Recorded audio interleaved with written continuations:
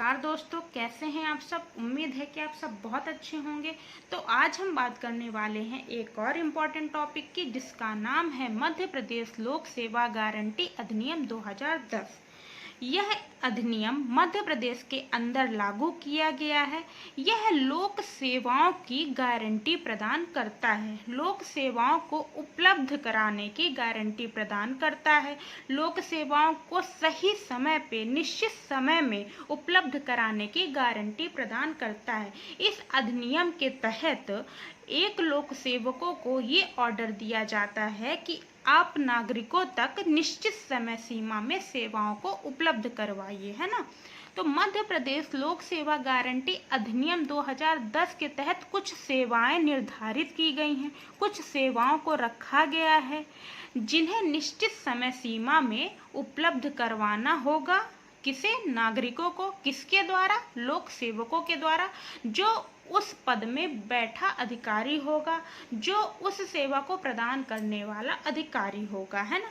यदि उदाहरण के तौर पे समझते हैं, यदि किसी व्यक्ति को, किसी नागरिक को आय प्रमाण पत्र चाहिए, है ना, तो आय प्रमाण पत्र उपलब्ध करवाने का जो समय सीमा होती है, उपलब्ध करवाने की जो समय सीमा होती है, वो कितनी होती है? 3 दिन की होती है। तो 3 दिन के अंतराल में ही आय प्रमाण पत्र उपलब्ध करवाया जाएगा। उससे ज़्यादा यदि टाइम लिया गया तो फिर उसके खिलाफ, लोक सेवक के खिलाफ, उस अधिकारी के खिलाफ जो प्रमाण पत्र उपलब्ध कराने के लिए जिम्मेदार है, उसके खिलाफ कार्रवाई होगी, है ना, उसके खिलाफ एक्शन लिया जाएगा। तो इस अधिनियम के तहत लोक सेवाओं की गारंटी को प्रदान किया जाता है। आई बात समझ में। अब बात करते हैं ये अधिनियमित कब हुआ था, इसे लाया कब गया था, इस अधिनियम को लाया कब गया था? 18 अगस्त 2010 को। 18 अगस्त 2010 को यह अधिनियम अधिनियमित हुआ था और लागू 2011 में हुआ था। लागू यह 24 सितंबर 2011 को संपूर्ण मध्य प्रदेश में लागू किया गया था। तो याद रखने वाली बात है, अधिनियमित 18 अगस्त 2010 को हुआ था, लागू संपूर्ण मध्य प्रदेश में 24 सितंबर 2011 को हुआ था। इसमें ये अधिनियम है तो इसमें कुछ धाराएं होंगी, है ना, जो तरह तरह के नियम को बताएंगी। तो कुल धाराएं कितनी है? इसमें 11 हैं। कुल धाराएं कितनी है? 11 हैं। और ये किस नंबर का एक्ट है? It is a act number of 24 of 2010। 24वें नंबर का एक्ट है 2010 का। तो ये ध्यान रखने वाली बात है। बात करते हैं कुछ और पॉइंट्स की। मध्य प्रदेश देश का प्रथम राज्य है जहां नागरिकों को अधिसूचित सेवाएं प्रदान कराने की कानूनी गारंटी दी गई है। मध्य प्रदेश देश का पहला राज्य है जहां पे नागरिकों को अधिसूचित जो सेवाएं हैं, अधिसूचित सेवाएं हैं, जो निर्धारित सेवाएं हैं, उसे प्रदान कराने के लिए कानूनी गारंटी दी गई है। मतलब एक अधिनियम लाया गया है, सेवाओं को निश्चित समय में प्रदान करने के लिए अधिनियम लाया गया है और अधिनियम के अनुसार सेवाओं को प्रदान किया जाएगा। सेवाओं को प्रदान करने की गारंटी प्रदान की जाएगी कि आपको यदि ये 5 दिवस का कार्य है, 5 दिवस में उपलब्ध की जाने वाली सेवा है, तो 5 दिन में ही आपको उपलब्ध कराई जाएगी। नहीं कराई जाएगी तो लोक सेवक और जो उससे संबंधित अधिकारी होगा उसे दंडित किया जाएगा, उसके खिलाफ कार्रवाई होगी। तो ये कानूनी गारंटी दी गई है ना। अधिनियम किसके द्वारा लाया जाता है? संसद के द्वारा लाया जाता है, संसद पारित करता है अधिनियम। तो ये कानूनी गारंटी है। बात करते हैं अगले पॉइंट की। प्रतिवर्ष 25 सितंबर को लोक सेवा गारंटी दिवस मनाया जाता है। मध्य प्रदेश में 25 सितंबर को लोक सेवा गारंटी दिवस मनाया जाता है। तो ये इम्पोर्टेंट है, ध्यान में रखिएगा। अधिनियम का नारा क्या है? अधिनियम का नारा भी देख लेते हैं। सुशासन की नई पहल, है ना। अधिनियम का नारा क्या है? सुशासन की नई पहल। विभाग, किस विभाग के अंतर्गत यह अधिनियम काम करता है? लोक सेवा प्रबंधन विभाग, है ना, लोक सेवा प्रबंधन विभाग के अंतर्गत। इस अधिनियम के अंतर्गत पहले 16 विभागों की 52 सेवाओं को चिन्हित किया गया था, है ना। इस अधिनियम के अंतर्गत कुछ सेवाएं निर्धारित की गई हैं। सेवाएं किससे संबंधित होंगी? विभाग से। कुछ विभाग होंगे, विभाग में जैसे कि तहसील जो डिपार्टमेंट ऑफ एजुकेशन है, स्कूल शिक्षा विभाग है, उसमें अलग सेवाएं होंगी। कॉलेज उच्च शिक्षा विभाग है, उसमें अलग सेवाएं होंगी। कलेक्ट्रेट है ना, तो उसमें अलग सेवाएं होंगी। तो 16 विभाग, पहले जब यह अधिनियम आया था तब 16 विभाग निर्धारित थे, इसमें चिन्हित किए गए थे, और 52 सेवाएं इस अधिनियम के अंतर्गत, इस अधिनियम के तहत उपलब्ध कराई जाती थी। अब 2020 में सभी विभागों की, जितने भी मध्य प्रदेश में विभाग हैं, सभी विभागों की 550 सेवाएं सम्मिलित की गई हैं, है ना। सभी सेवाओं को सम्मिलित किया गया है और सभी सेवाएं निश्चित समय में उपलब्ध कराई जाएंगी, है ना। कुछ एक दिवस का कार्य होगा, कुछ 5 दिवस का कार्य होगा। जैसे जो शिक्षा से संबंधित कार्य होते हैं, अंक सूची, यदि किसी स्टूडेंट्स को अंक सूची चाहिए, अन्य प्रमाण पत्र चाहिए, तो नाम सुधार करवाना है, उसमें नाम, अंक सूची में नाम सुधार करवाना है, अन्य प्रमाण पत्रों में नाम सुधार करवाना है, तो ये कितने दिन का कार्य होगा? 15 दिन का कार्य। आय प्रमाण पत्र की बात की थी हमने, तो आय प्रमाण पत्र बनाने का काम कितने दिन का होगा? 3 दिन का कार्य होगा। 3 दिन में नागरिक को आय प्रमाण पत्र मिल जाने चाहिए, है ना। SC ST जाति प्रमाण पत्र कितने दिन में बनेगा? 30 दिन लगेगा उसमें। 30 दिन से ज़्यादा हुआ तो फिर कार्रवाई होगी, है ना। तो कुछ प्रमाण पत्र हैं, कुछ सर्टिफिकेट है, कुछ अन्य सेवाएं हैं जिनको उपलब्ध कराने की समय सीमा निर्धारित की गई है, स्टिपुलेटेड टाइम फिक्स किया गया है इस अधिनियम के अंतर्गत। बात करते हैं अगले पॉइंट्स की। लोक सेवा गारंटी क्यों जरूरी है ना। क्यों जरूरी है? भाई भ्रष्टाचार ना हो, है ना, पारदर्शिता ना हो, सुशासन हो, गुड गवर्नेंस हो, तो लोक सेवा गारंटी क्यों जरूरी है? नागरिकों के लिए प्रशासन उत्तरदायी रहे, है ना। भाई सेवाओं को निश्चित समय में उपलब्ध कराना किसका काम होता है? प्रशासन का काम होता है, और इसी के तहत प्रशासन को जिम्मेदार बनाया जाता है। भाई उनको समय सीमा दे दी जाती है कि आप इस काम को इतने दिवस के अंदर करिए, ठीक है ना। तो भाई इतने दिवस के अंदर करेगी, लापरवाही की तो उसके खिलाफ कार्रवाई होगी। तो प्रशासन को उत्तरदायित्व बनाया जाता है, मतलब नियंत्रण की बात हमने की थी ना, नियंत्रित किया जाता है ना, उनके ऊपर नियंत्रण रखा जाता है। इस अधिनियम को लाने का मकसद क्या है? कि सरकार के ऊपर, प्रशासन के ऊपर नियंत्रण रखा जा सके, है ना, गुड गवर्नेंस के लिए, कि आप सुशासन अच्छे तरीके से करिए, पारदर्शिता ना हो, पार्शियलिटी ना हो, है ना, कि वही कि जो इलिटरेट हैं तो उन्हें कम जानकारी है तो उनके लिए जो सेवाएं हैं लेट से आप उपलब्ध करवाएं, है ना, समय ज़्यादा लगा दें, और जो जानते हैं, जानकार हैं हर मामले में, तो उनको आप जल्दी प्रोवाइड करवा दें। तो पारदर्शिता ना हो, है ना। प्रशासन में पारदर्शिता को दूर करने के लिए लोक सेवा गारंटी जरूरी है। सुशासन, गुड गवर्नेंस के लिए जरूरी है। प्रशासन जवाबदेही हो, है ना, प्रशासन यदि कोई भी काम कर रहे तो वो जवाबदेही हो, उस काम के प्रति उसको वो जवाबदेही हो और जिम्मेदारी उठाए, है ना, कि हाँ हमने ये काम किया है, इस काम को इतने दिन में करना है और ये काम हम इस समय सीमा में करेंगे, है ना। तो एक रिस्पॉन्सिबिलिटी होनी चाहिए, है ना, गुड गवर्नेंस होना चाहिए, रिस्पॉन्सिबिलिटी होनी चाहिए। रिस्पॉन्सिबिलिटी के हिसाब से काम एक लोक सेवक सही ढंग से करें। तो ये बात हुई। अब बात करते हैं मध्य प्रदेश लोक सेवा गारंटी अधिनियम 2010 की, है ना। अब इसमें कुछ धाराएं हैं। धाराएं कितनी हैं? 11 धाराएं हैं, है ना। तो पहली धारा की बात करते हैं हम। अब धाराएं चलेंगी, है ना, कुल 11 धाराएं हैं। 11 धाराओं में जितने भी इम्पोर्टेंट फैक्ट्स हैं, जितने भी इम्पोर्टेंट तथ्य हैं, उनको यहाँ पर बताया जाएगा। तो सेक्शन फर्स्ट में क्या कहता है? धारा 1 में क्या कहता है? धारा 1 में संक्षिप्त नाम होता है, विस्तार होता है, प्रारंभ होता है ना।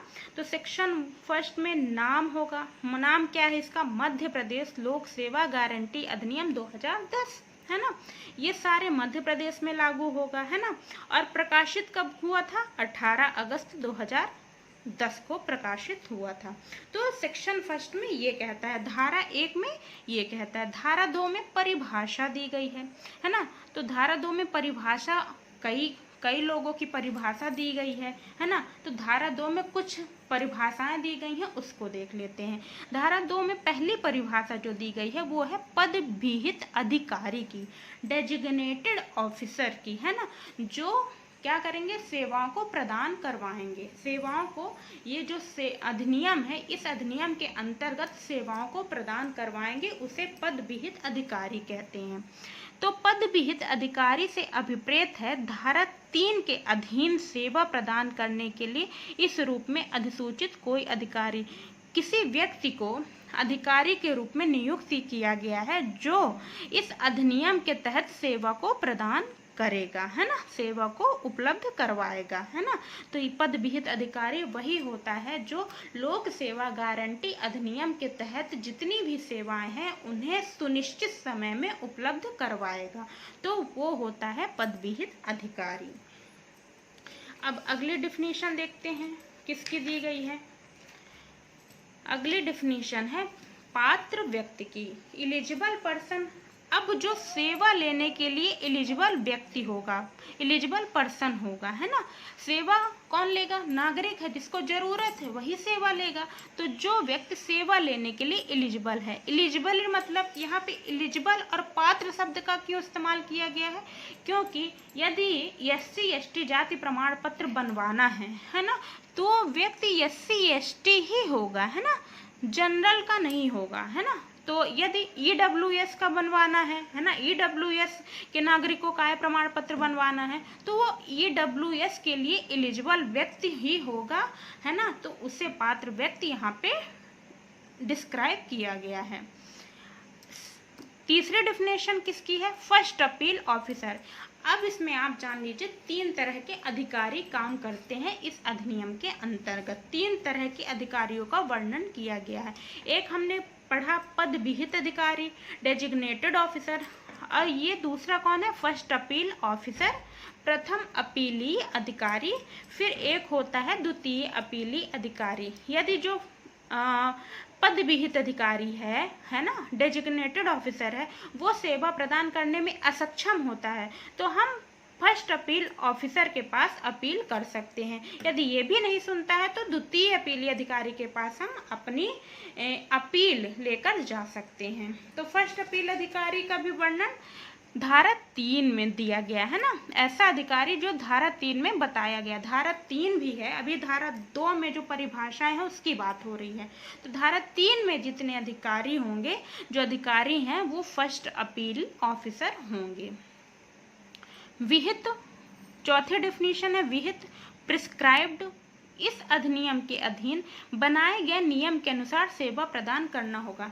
इस अधिनियम के अधीन जो भी नियम बनाए गए हैं, जिस हिसाब से, है ना, जिस हिसाब से सेवा प्रदान करनी है उसी हिसाब से सेवा को प्रदान किया जाएगा, उसी नियम के अनुसार सेवा प्रदान किया, जो इस अधिनियम का नियम होगा, है ना, कि निश्चित समय में स्टिपुलेटेड टाइम कितना है तो उसी समय में सेवा को उपलब्ध करवाना होगा, है ना, कितने दिन का समय होगा, यदि आप नहीं उपलब्ध करवा पाते हैं सेवा तो आपको जुर्माना भी भरना पड़ेगा।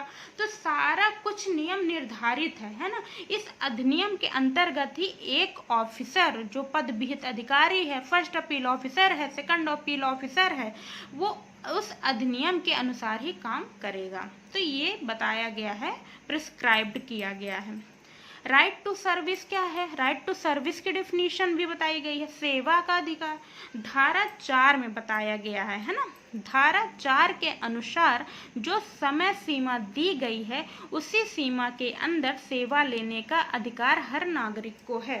धारा 4 में बताया गया है ना। ये डेफिनेशन बताई गई है कि धारा 4 में जो समय सीमा निर्धारित की गई है, धारा 4 में समय सीमा निर्धारित की गई है, उसी समय सीमा के अंदर सेवा लेने का जो अधिकार है हर नागरिक को है, ये कौन कहता है? सेवा का अधिकार कहता है। तो हर नागरिक को सेवा लेने का अधिकार है निश्चित समय सीमा में। जो भी स्टिपुलेटेड टाइम है, जो भी सीमा निर्धारित की गई है सेवा प्रदान करने के लिए लोक सेवा गारंटी अधिनियम के तहत, उसी समय सीमा में सेवा लेने का अधिकार हर नागरिक को होगा।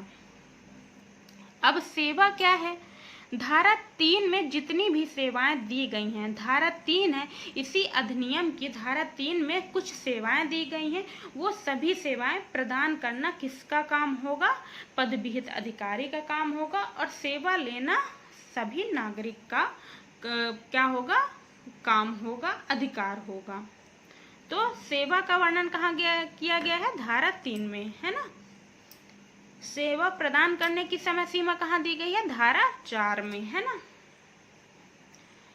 सभी सेवाएं प्रदान करने का समय अलग अलग है ना। सभी सेवाएं प्रदान करने का समय अलग अलग है। जैसे कि मूल निवासी प्रमाण पत्र 7 दिन में मिलता है।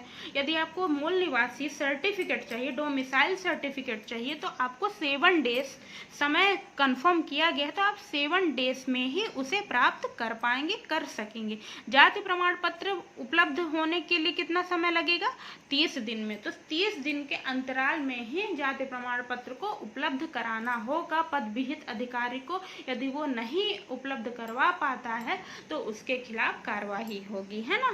तो इस अधिनियम के तहत कुछ सेवाएं हैं जो धारा 3 में बताई गई हैं। धारा 3 में जितनी भी सेवाएं हैं उन सेवाओं को निश्चित समय सीमा में उपलब्ध करवाना होगा। गारंटी, है ना, गारंटी के साथ आप सेवा को उपलब्ध करवाएंगे। द्वितीय अपीली अधिकारी, 3 तरह के अधिकारी काम करते हैं, है ना। एक होते हैं डेजिग्नेटेड ऑफिसर, एक होते हैं फर्स्ट अपील अधिकारी, प्रथम अपीली अधिकारी, द्वितीय अपीली अधिकारी। इनकी भी बात ऐसा अधिकारी जो धारा 3 में बताया गया है। तो धारा 3 में अधिकारियों की बात की गई है। अब बात करते हैं धारा 3 की ही बात कर लेते हैं। कुछ और डिफिनीशन है उसको देख लेते हैं, फिर धारा 3 की बात करते हैं। राज्य सरकार कौन होगा? मध्य प्रदेश सरकार, है ना। हमारी जो राज्य सरकार है वो मध्य प्रदेश सरकार है। तो यहाँ पे राज्य सरकार बताया गया है, तो राज्य सरकार मध्य प्रदेश सरकार होगी।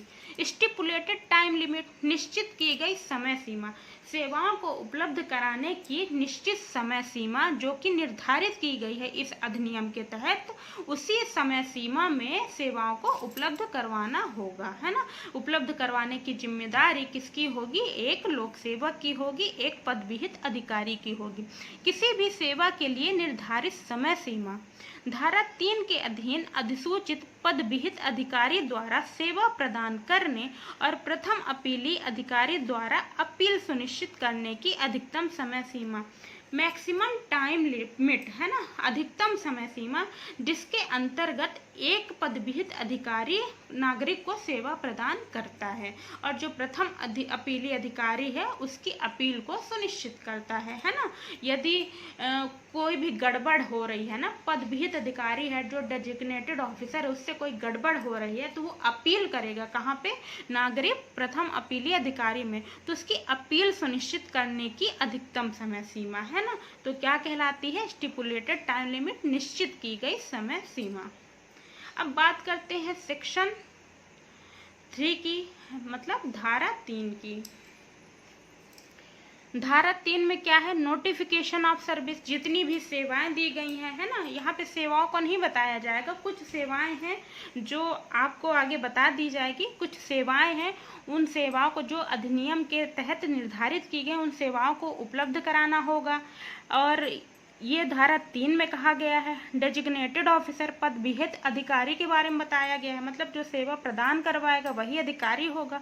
फर्स्ट अपीली ऑफिसर के बारे में दिया गया है, यदि आपकी बात डेजिग्नेटेड ऑफिसर नहीं सुनता है, आपके आवेदन को रिजेक्ट कर देता है, तो आप फर्स्ट अपीली अधिकारी के पास आवेदन अपील कर सकते हैं। यदि ये भी आपके आवेदन को रिजेक्ट कर देता है, आपकी अपील नहीं सुनता है, तो आप सेकंड अपीली अथॉरिटी के पास अपनी अपना अपील कर सकते हैं, अपना आवेदन लगा सकते हैं। जो आपको समस्या है आप उस समस्या को बता सकते हैं। स्टिपुलेटेड टाइम लिमिट की भी बात यहाँ पे की गई है धारा 3 में। तो निश्चित की गई समय सीमा, सेवा को उपलब्ध करवाने के लिए जो समय सीमा निर्धारित की गई है उसी समय सीमा में सेवा को उपलब्ध करवाना। सेवा की जो शर्तें हैं, किन शर्तों पे सेवा को उपलब्ध कराया जाएगा, अधिकारी समय सीमा के बारे में सेक्शन 3 में बताया गया है, जो हमने ऊपर चर्चा कर ली है। सेक्शन 4 में क्या बात कही गई है? सेक्शन 4 में right to obtain service within stipulated time. Stipulated time क्या है? जिस समय सीमा में सेवा को उपलब्ध करवाना है ना, जिस समय सीमा में सेवा को उपलब्ध करवाना है वह है स्टिपुलेटेड टाइम। तो right to obtain service within stipulated time मतलब यह नागरिकों के लिए बताया गया है कि नागरिक सेवा को एक निश्चित समय सीमा में उपलब्ध कर पाएंगे, है ना, उपलब्ध करवाएंगे। ये अधिकार है। ये अधिकार कौन दे रहा है इनको? ये लोक सेवा गारंटी अधिनियम, है ना। लोक सेवा गारंटी अधिनियम के तहत नागरिकों को अधिकार होगा कि वो एक निश्चित समय सीमा में सेवा को उपलब्ध कर पाएंगे, और ये जिम्मेदारी किसकी होगी? एक लोक सेवक की, एक पद विहित अधिकारी की। तो नागरिकों का अधिकार है कि निश्चित समय में सेवा को प्राप्त कर पाए, है ना, सेवा उनको प्रदान की जाए। तो ये नागरिकों के लिए सेक्शन 4 बताया गया है। अब क्या कहता है ये बात कर लेते हैं। यह सेक्शन नागरिकों को यह अधिकार देता है कि यदि नागरिक कोई भी सेवा लेने के लिए आवेदन देता है तो उसे पद विहित अधिकारी निश्चित समय सीमा में सेवा प्रदान करेगा। मतलब नागरिकों को सेक्शन 4 धारा 4 यह अधिकार देता है कि यदि नागरिक को कोई भी सेवा लेनी है, वह सेवा के लिए पहले तो एप्लीकेशन देगा, अब आवेदन देगा। आवेदन देने के अंतराल में जितने दिन की सेवा होगी उतने निश्चित समय सीमा में, उतने समय में उसे पद विहित अधिकारी के द्वारा, डिजिग्नेटेड ऑफिसर के द्वारा क्या किया जाएगा? सेवा को प्रोवाइड करवाया जाएगा, सेवा को उपलब्ध करवाया जाएगा। तो सेक्शन 4 नागरिकों को अधिकार देता है। अब सेक्शन 5 क्या कहता है ये भी देख लेते हैं। धारा 5 क्या कहता है? धारा 5 क्या करता है? Providing service in stipulated time limit मतलब सेवा प्रदान किया जाए। ये वो लोक सेवकों को पद विहित अधिकारी, जो अधिकारी उन सेवाओं से संबंधित हैं, उनको यह आदेश देता है कि आप सर्विस को स्टिपुलेटेड टाइम में प्रोवाइड करवाइए, प्रदान करवाइए। तो सेक्शन 5 आदेश दे रहा है किसको? पद विहित अधिकारी को, डिजिग्नेटेड ऑफिसर को, एक लोक सेवक को, सरकारी कर्मचारी को, जो उस सेवा से संबंधित है, जो उस सेवा को प्रदान करवाने के लिए जिम्मेदार है।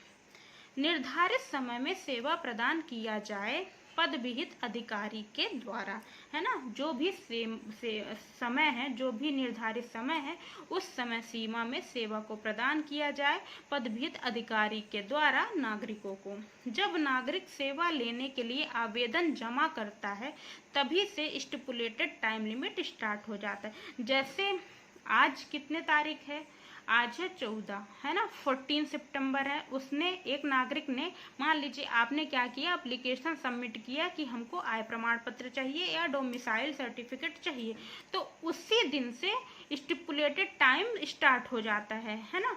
तो आय प्रमाण पत्र जो देने का काम है वो कितने दिन का है? 3 दिन का है। तो आपको आज, कल, परसों, है ना, मतलब कि 14, 15, 16 आपको 17 तारीख को, है ना, 17 डेट को आपको आय प्रमाण पत्र मिल जानी चाहिए। तो ये होता है, ये क्या होता है? स्टिपुलेटेड टाइम लिमिट में किसको? नागरिकों को सेवा प्रोवाइड करवाना, है ना। सेवा निश्चित समय सीमा में प्रदान की जानी चाहिए। क्लियर बात हो गई। यहाँ 3 अधिकारी इस अधिनियम के तहत काम करते हैं। इनकी भी बात हमने कर ली थी, लेकिन थोड़ी सी और समझ लेते। जैसे पद विहित अधिकारी है ना, डिजिग्नेटेड ऑफिसर जिसे बोलते हैं, सबसे पहले एप्लीकेशन यहाँ पे सबमिट करेगा नागरिक। यदि किसी नागरिक को कोई सेवा चाहिए है ना, चाहे मान लीजिए कि उसे आय प्रमाण पत्र चाहिए, तो सबसे पहले एप्लीकेशन वो पद विहित अधिकारी के पास सबमिट करेगा। यदि किसी कारणवश है ना, किसी कारणवश जो पद विहित अधिकारी है, डिजिग्नेटेड ऑफिसर है, आपको फॉर्म रिजेक्ट कर देता है, तब आप प्रथम अपीलीय अधिकारी के पास जा सकते हैं, है ना। प्रथम अपीलीय अधिकारी भी आपकी अपील नहीं सुनता है, तो आप द्वितीय अपीलीय अधिकारी के पास जा सकते हैं, है ना। तो ये बात हुई। थोड़ी सी पॉइंट्स पढ़ लेते हैं। यदि डेजिग्नेटेड ऑफिसर पद विहित अधिकारी किसी कारणवश आपका फॉर्म रिजेक्ट कर देता है, तब आप प्रथम अपीलीय अधिकारी के पास जा सकते हैं। ये पद विहित अधिकारी से ऊपर वाला अधिकारी है, आप इसके पास जा सकते हैं। सेकंड पॉइंट क्या कहता है, यदि डेजिग्नेटेड ऑफिसर आपको निश्चित समय सीमा में सेवा नहीं प्रदान करते है ना, जो पद विहित अधिकारी है आपको जो निश्चित समय सीमा है, स्टिपुलेटेड टाइम लिमिट है, उस समय सीमा में सेवा नहीं प्रदान कर पाते हैं, तब आप फर्स्ट अपीलीय अधिकारी के पास जा सकते हैं। मतलब पहली कंडीशन क्या थी, यदि आपका फॉर्म रिजेक्ट किया जा रहा है डेजिग्नेटेड ऑफिसर के द्वारा, तो आप प्रथम अपीलीय अधिकारी के पास जा सकते हैं। और यदि डेजिग्नेटेड ऑफिसर आपको निश्चित समय सीमा में, स्टिपुलेटेड टाइम लिमिट में आपको सर्विस प्रोवाइड नहीं करवा रहा, तब आप फर्स्ट अपीलीय अधिकारी के पास जा सकते हैं। तीसरी कंडीशन क्या है, फर्स्ट अपीलीय अधिकारी पद विहित अधिकारी की जांच करेगा। तब क्या करेगा, यदि आपको वो फॉर्म रिजेक्ट कर रहा है और सेवा समय में उपलब्ध नहीं करवा पा रहा है, तब जो फर्स्ट अपीलीय अधिकारी है पद विहित अधिकारी की जांच करेगा, निर्देश देगा और फाइन लगाएगा कि आपने क्यों लेट किया, सेवा को उपलब्ध करवाने में क्या दिक्कतें आई आपको, क्यों आपने लेट किया, आप कारण बताइए, सही से कारण बताइए। यदि आपके पास सही कारण है तो ठीक है ना, आपके ऊपर कार्रवाई नहीं होगी, जांच नहीं की जाएगी। यदि आप गलत पाए गए हैं तो आपकी जांच की जाएगी और आपके ऊपर फाइन लगाया जाएगा। तो ये बात हुई किसकी, फर्स्ट अपीलीय अधिकारी और डिजिग्नेटेड ऑफिसर की। अब सेक्शन 6 में अपील की बात की गई है। धारा 6 में अपील की बात की गई है। कुछ कंडीशन है, उस कंडीशन के तहत काम किया जाता है इस अधिनियम के तहत। पहली कंडीशन क्या है, यदि किसी नागरिकों को कोई भी सरकारी अधिकारी सेवा देने से मना कर देता है, जो पद विहित अधिकारी है, जो उस सेवा को प्रदान करने के लिए जिम्मेदार है, तो उस अधिकारी के द्वारा सेवा देने से मना कर दिया जाता है या आवेदन को रिजेक्ट कर दिया जाता है। यदि उस अधिकारी के द्वारा नागरिक के आवेदन को रिजेक्ट कर दिया जाता है या स्टिपुलेटेड टाइम में सर्विस नहीं मिलती, मतलब 3 कंडीशन क्या है, यदि किसी नागरिकों को सेवा देने से सरकारी अधिकारी मना कर रहा है और या तो उसका आवेदन रिजेक्ट कर रहा है या समय सीमा में जो स्टिपुलेटेड टाइम लिमिट है उसमें सर्विस देने से मना कर रहा है, यदि उस समय सीमा में सर्विस नहीं मिलती है, तो नागरिक 30 दिन के अंदर, कितने दिन के अंदर, 30 दिन के अंदर प्रथम अपीलीय अधिकारी के पास अपील कर सकता है। कितने दिन के अंदर, ये ध्यान रखिएगा, 30 दिन के अंदर। यदि नागरिक को कोई भी सरकारी अधिकारी सेवा देने से मना कर देता है या उसका आवेदन रिजेक्ट कर देता है या निश्चित समय सीमा में स्टिपुलेटेड टाइम में सर्विस को नहीं देता है, नहीं प्रोवाइड करवाता है, तो नागरिक 30 दिन के अंदर प्रथम अपीलीय अधिकारी के पास अपील कर सकते हैं। तो जो फर्स्ट अपीलीय अधिकारी होंगे वो डेजिग्नेटेड ऑफिसर को ऑर्डर देंगे समय पर सेवा को प्रदान करने के लिए। आई बात समझ में। अब कंडीशन 2, दूसरी कंडीशन है। दूसरी कंडीशन क्या प्रोड्यूस होती है, यदि प्रथम अपीलीय अधिकारी है ना, जो FAA फर्स्ट अपीलीय ऑफिसर हैं, वो क्या करते हैं, इन्हें फर्स्ट अपीलीय अथॉरिटी बोलते हैं ना, तो फर्स्ट अपीलीय ऑफिसर भी आप बोल सकते हैं, लेकिन इस अधिनियम के तहत जो धारा में लिखा गया है वो है फर्स्ट अपीलीय अथॉरिटी। तो यदि प्रथम अपीलीय अधिकारी भी आपकी बात नहीं सुनते हैं तो आप द्वितीय अधिकारी है ना, जो सबसे ऊपर है ना, सेकंड अपीलीय अथॉरिटी के पास 60 दिन के अंदर अपील कर सकते हैं, है ना। प्रथम अपीली अधिकारी के पास 30 दिन के अंदर आप अपील कर सकते हैं, और जो द्वितीय अपीली अधिकारी हैं उनके पास आप 60 दिन के अंदर अपील कर सकते हैं। वो आपकी समस्या का समाधान करेंगे, फर्स्ट अपीली ऑफिसर को ऑर्डर देंगे, निर्देश देंगे सेवा को प्रदान करवाने के लिए, है ना। तो ये सेक्शन 6 में ये बात कही गई है, अपील की बात की गई है। अब सेक्शन 7 में, धारा 7 में पेनाल्टी की बात की गई है कि यदि समय से काम नहीं हो पाता है अधिकारियों के द्वारा तो उन्हें क्या जुर्माना देना होगा, पेनाल्टी क्या है, तो इसकी बात करते हैं।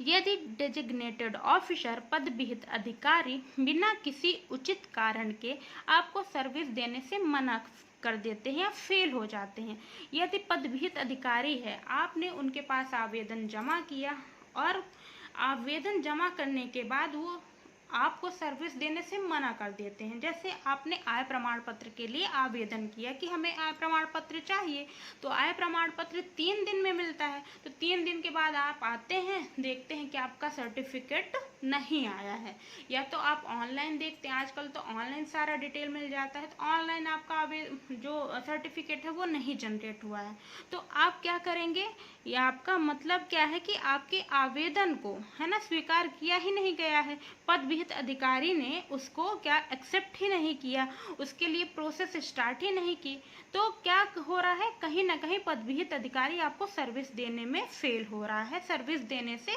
मना कर दिया है। तो आप द्वितीय अपीली अधिकारी, सेकंड अपीली अधिकारी, पद विहित अधिकारी के ऊपर पेनाल्टी लगा सकते हैं। तो जो सेकंड अपीली अधिकारी होते हैं, है ना, वो पद विहित अधिकारी के ऊपर पेनाल्टी लगाएंगे। फर्स्ट अपीली अधिकारी को पेनाल्टी लगाने का अधिकार नहीं होगा। यहाँ पे पद विहित अधिकारी के ऊपर सेकंड अपीली अथॉरिटी, सेकंड अपीली ऑफिसर क्या लगाएंगे, पेनाल्टी लगाएंगे। तो पेनाल्टी कम से कम 500 रुपये की होगी, जो रोजाना देनी होगी, जितने दिन जब से आवेदन रिजेक्ट किया गया है तब से रोज, है ना, 500 रुपये रोजाना, और अधिकतम 5000 रुपये तक की पेनाल्टी पर डे के हिसाब से लगाई जा सकती है। तो ये बात हुई किसकी, पेनाल्टी की। फिर दूसरी भी कंडीशन आती है ना, यदि सेकंड अपीली अथॉरिटी को लगता है कि सर्विस देने में डिले किया गया है, यदि पहली कंडीशन क्या थी कि सर्विस देने में फेल हो गया है, जो पद विहित अधिकारी है सर्विस दे ही नहीं पाया, तब उसके ऊपर जुर्माना कितने का लगेगा, कम से कम 500 का, अधिकतम 5000 रुपये का।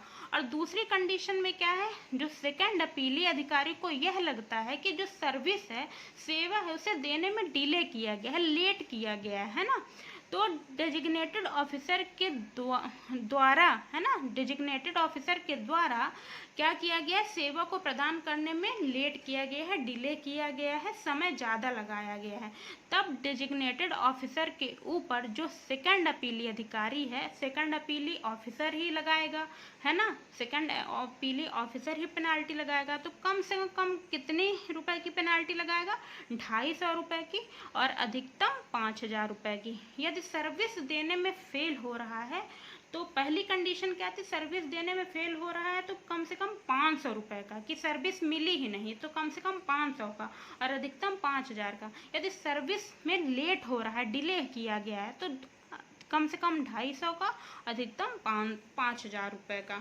जुर्माना पर डे के हिसाब से लगा सकते हैं। तीसरी कंडीशन क्या है, यदि फर्स्ट अपीली ऑफिसर प्रथम अपीली अधिकारी सर्विस देने में फेल हो गया है।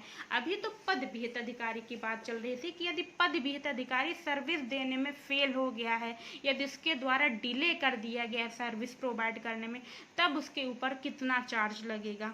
अब यहाँ पे फर्स्ट अपीली अधिकारी, है ना, यदि फर्स्ट अपीली अधिकारी के द्वारा सर्विस देने में सर्विस देने में वो फेल हो गया हो, है ना, फर्स्ट अपीली अधिकारी के द्वारा सर्विस नहीं मिल पा रही हो, तब जो सेकंड अपीली अधिकारी है वो फर्स्ट अपीली अधिकारी के ऊपर पेनाल्टी लगाएगा, कम से कम 500 रुपये की, अधिकतम 5000 रुपये की, है ना। तो फेल होने में फर्स्ट अपीली अधिकारी और पद विहित अधिकारी के ऊपर सेम चार्ज लगेगा, 500 रुपये का कम से कम, अधिकतम 5,000 रुपये का। यदि सर्विस देने में डिले हो गया हो तब 250 रुपये का लगेगा और 5,000 का लगेगा। तो बात हुई क्लियर इसकी। अब सेक्शन 8 में क्या कहते हैं? सेक्शन 8 में क्या कहा गया है? रिवीजन, पुनरीक्षण, है ना, पुनर्निरीक्षण, है ना, रिवीजन की बात कही गई है। इसमें कुछ अधिकार हैं जो अधिकारियों को दिए गए हैं। यदि डेजिग्नेटेड ऑफिसर, पद विहित अधिकारी और फर्स्ट अपीली अधिकारी, फर्स्ट अपीली अथॉरिटी को ऐसा लगता है कि उसे गलत आरोप में फंसाया गया है। कभी कभी नागरिक क्या होते हैं, आपसी विवाद के कारण गलत आरोप में अधिकारियों को फंसा देते हैं। तो यदि उन्हें ये अथॉरिटी दी गई है, इस अधिनियम के सेक्शन 8 धारा 8 के अंतर्गत ये अधिकार दिया गया है ना, ये अधिकार दिया गया है कि यदि उन्हें कोई गलत आरोप में फंसा रहा है तो द्वितीय अपीली अधिकारी के माध्यम से वह राज्य सरकार से अपील कर सकते हैं। तो ये किसके राइट्स हैं? कहाँ किसे अधिकार दिया गया है? अधिकारियों को, जो सेवा प्रदान करने के लिए जिम्मेदार हैं, पद विहित अधिकारी और फर्स्ट अपील अधिकारी, है ना। यदि उन्हें ऐसा लगता है कि किसी नागरिक के द्वारा मुझे फालतू में फंसाया जा रहा है, गलत आरोप में फंसाया जा रहा है, तो द्वितीय अपीली अधिकारी की मदद से राज्य सरकार से अपील कर सकता है ना, 60 दिन के अंदर। तो ये हुआ इनके अधिकारों की बात हुई। अब बात करते हैं सेक्शन 9 की, धारा 9 की। सेक्शन 9 क्या कहता है? Protection and action take on a good faith, मतलब कि किसी के सद्भावना के लिए, सद्भावनापूर्ण कोई कार्य किया गया हो, किसी के भले के लिए कोई काम किया गया हो, तब, है ना, कोई पद विहित अधिकारी किसी नागरिक के भले के लिए कोई काम करता हो, चाहे वो नागरिक को गलत ही क्यों ना लग रहा हो, चाहे वो गलत ही क्यों ना हो, तो उसके लिए क्या अधिकार दिए गए हैं? ये सेक्शन 9 धारा 9 में बताया गया है। यदि किसी नागरिक के लिए सद्भावनापूर्ण, मतलब उसके भले के लिए कोई कार्यवाही पद विहित अधिकारी और फर्स्ट अपीली अथॉरिटी के द्वारा की जाती है, तब उनके खिलाफ कोई कार्यवाही नहीं की जाएगी। सेक्शन 9 में, धारा 9 में यही बता रहा है कि यदि किसी नागरिक के लिए कोई भी कार्य सद्भावनापूर्ण किया गया हो, कोई भी कार्य उसके फेथ के लिए, गुड फेथ के लिए किया गया हो, उसके भले के लिए किया गया हो, तो पद विहित अधिकारी और फर्स्ट अपील अथॉरिटी के खिलाफ कोई भी कार्यवाही नहीं होगी। सेक्शन 10 क्या कहता है? 10वां सेक्शन, धारा 10 क्या कहता है? Power to make rule, rule बनाने का जो पावर है, रूल बनाने का जो, नियम बनाने की जो शक्ति है, वो स्टेट गवर्नमेंट के पास है, राज्य सरकार के पास है, मध्य प्रदेश सरकार के पास है। तो इस अधिनियम के लिए रूल स्टेट गवर्नमेंट बनाएगी, धारा 10 में कहा गया है ये। अब धारा 11 में क्या कहा गया? सेक्शन 11 में पावर टू रिमूव डिफिकल्टीज, मतलब कि डिफिकल्टीज, कोई भी जो दिक्कतें आ रही, परेशानी आ रही हैं, तो उनके समाधान की बात इस धारा में की गई है। यदि इस एक्ट को बनाने में कोई दिक्कत आती है तो दूर की जाएगी। यदि इस एक्ट को बनाने में, अधिनियम को बनाने में या इस एक्ट में संशोधन करने में कोई दिक्कत आएगी तो वह दूर की जाएगी। इस सेक्शन 11 के तहत यदि नागरिक ने कोई अपील की है तो वह 2 साल तक ही वैलिड रहेगी। ये बात अलग से कही गई है कि यदि कोई भी नागरिक है किसी सेवा को प्रदान करने के लिए अपील करता है, तो यदि 2 साल से ज़्यादा हो जाता है तो फिर वो जो उसकी अपील है, जो उसका एप्लीकेशन है, आवेदन, वो रिजेक्ट हो जाएगा। 2 साल तक ही वैलिड होगा, 2 साल तक ही मान्य होगा। तो ये इम्पोर्टेंट है ना। बात करते हैं कुछ अन्य इम्पोर्टेंट फैक्ट्स की इसी से संबंधित। लोक सेवा गारंटी कानून में संशोधन कर मान्य अनुमोदन, डीम्ड अप्रूवल का प्रावधान किया गया है। किसका प्रावधान किया गया है? मान्य अनुमोदन, डीम्ड अप्रूवल का। तो इसके तहत क्या है, अब चिन्हित सेवाएं प्राप्त करने संबंधी आवेदन यदि तय समय सीमा में निराकृत न हो तो नागरिकों को पोर्टल से स्वतः ऐसी प्रमाण पत्र प्राप्त हो जाएंगे। तो मतलब कि आजकल तो सारा कुछ ऑनलाइन ही अवेलेबल है, ऑनलाइन पोर्टल है। जैसे ई डिस्ट्रिक्ट का पोर्टल है, वहाँ पे आप जाके शिकायत भी कर सकते हैं, है ना। वहाँ पे नागरिकों की जितनी भी सेवाएं हैं वो उपलब्ध हैं, नागरिक जितनी भी सेवाएं हैं वो प्राप्त कर सकते हैं। तो पोर्टल बनाया गया है, पोर्टल के माध्यम से आप सर्टिफिकेट प्राप्त कर सकते हैं। तो ये बात कही गई है। तो ये हुए टोटल सेक्शन 11 धारा 11 कंप्लीट हो गए हैं। लोक सेवा गारंटी अधिनियम की कंप्लीट इंफॉर्मेशन आपको दे दी गई है, कंप्लीट डिटेल आपको बता दिया गया है। आपको यदि इस अधिनियम से संबंधित कोई भी दिक्कत आती है तो आप मुझे कमेंट बॉक्स में पूछ सकते हैं, है ना। कोई भी दिक्कत हो, कोई भी परेशानी, कोई भी इससे संबंधित प्रश्न हो तो आप पूछ सकते हैं। बात करेंगे कुछ अन्य इम्पोर्टेंट टॉपिक की, है ना, कुछ ब्रेक के बाद, है ना।